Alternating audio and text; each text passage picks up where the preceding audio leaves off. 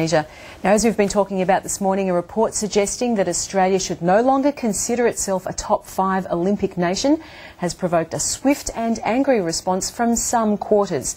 The Crawford report recommends reviewing the way money is divided between Olympic and non-Olympic sports. For more, the opposition sports spokesman Andrew Southcott joins us from Canberra. Andrew Southcott, good morning. Good morning, Joe. So central to this is the focus on the medal tally. Should Australia be aiming for a top 4 or 5 finish at the Olympics?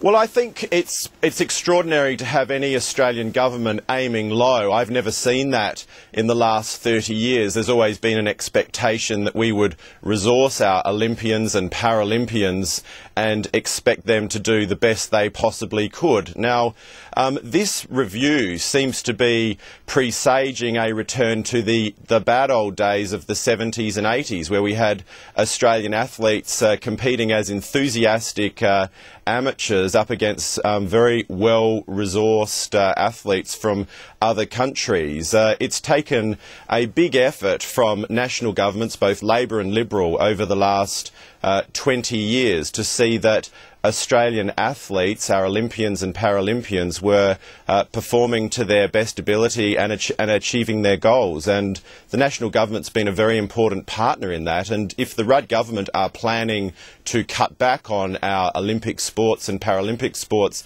then they need to be upfront about that. Were the people on this panel qualified to review this issue?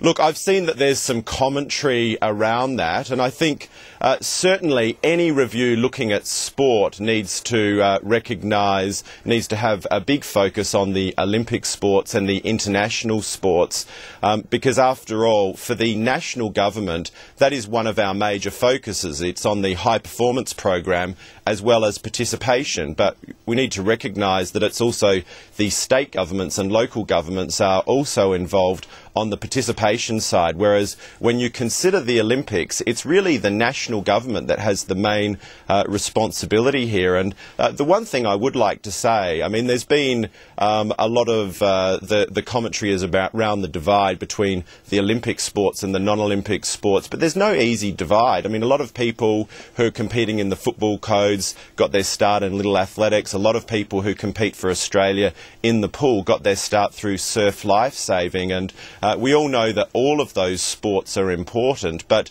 the point I would make is that it is absolutely critical that that our Olympic sports and Paralympic sports do have certainty. We're already well into the next 4-year cycle leading up to the London Olympics, and as things stand now, after 2 years of the Rudd government, none of the sports have any certainty past June next year. So it's very hard for them to plan out what meets they will attend, to be able to confidently retain their coaches when they just have no idea what's going to happen. So 4 out of 5 people on this panel had associations or past associations with the NRL or the AFL. Was it a fair representation of the sporting community in Australia? Well, I think they should have had a greater focus of some of the Olympic and Paralympic sports. I noticed that one of the representatives had an involvement with hockey, but I think that is one of the keys. And the thing I would say, the Rudd government have now been in for 2 years, and we still have no sports policy. And in the area of Olympic and Paralympic sport, it's just been drift and neglect. And now there's no prospect of any response to this review until next year. So the report recommends that money be redirected towards the more popular sports. Aren't they already awash with money anyway?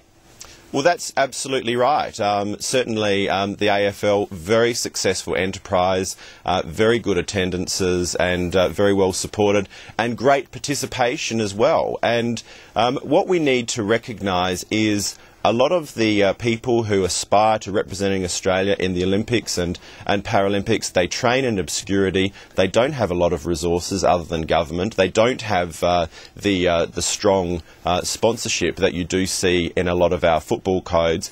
And for that reason, I think that the recommendation is unbalanced, and it's preparing Australia for decline at the Olympics. It means that in future, if this recommendation is accepted by the government, that we will be aiming much lower. It means that Kevin Rudd, rather than going for gold, he'll be going for bronze. And it's got to be emphasised that the government is still to formulate a response to this. But Andrew Southcott, thanks very much for talking to us this morning. Thank you, Joe. Returning now to the